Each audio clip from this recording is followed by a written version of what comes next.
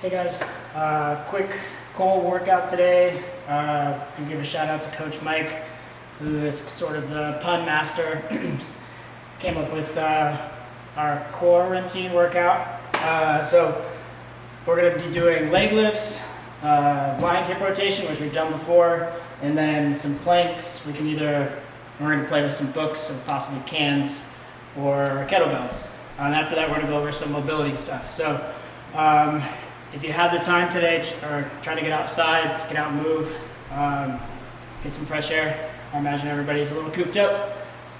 Looks like we have a little bit of an audience member there, but okay, so the first thing, there's a couple different ways that you can do this. So we'll start from in kind of degrees of difficulty. So the first one's still going to be tough, but the last one will be much harder. So what we're going to do is put your hands on top of each other like that, right underneath your low back, so you can kind of monitor the curvature. You're just going to go down slowly, come back up. Okay.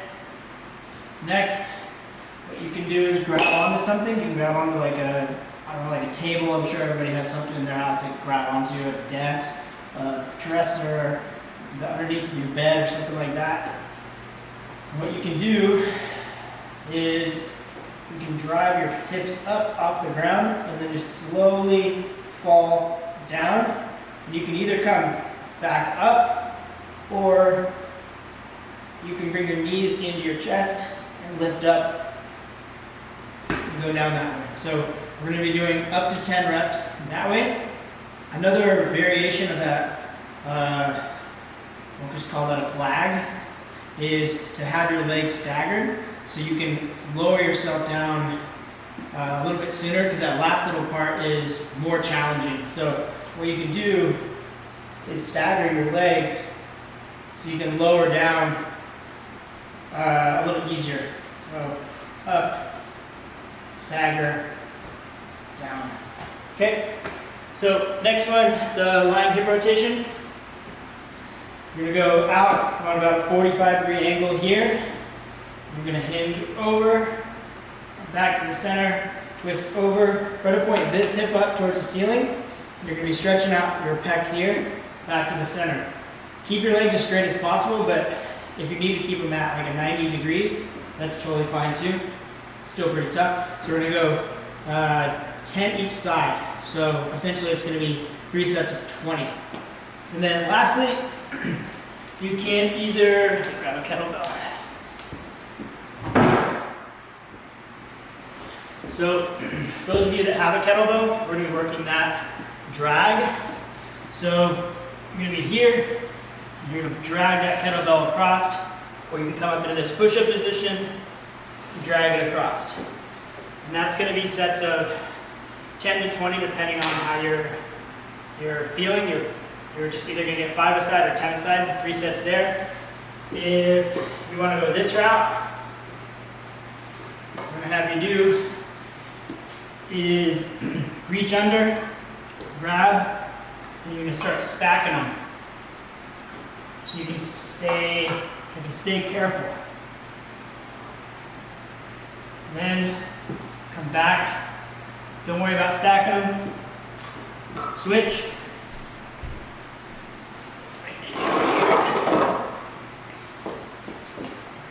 And then stack them.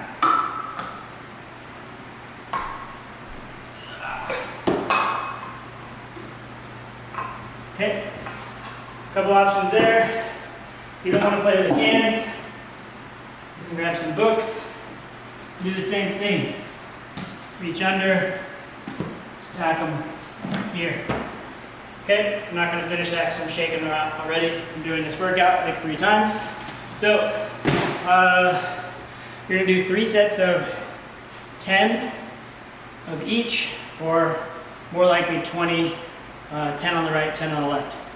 So next, Joan asked about maintaining front rack mobility. So as we know, that front rack position for our front squats, our thrusters, gets pretty tough to maintain. I'm going to show you some movements you can do with your broomstick again to help maintain that. So that chicken's up there? Mm-hmm. Okay. All right, so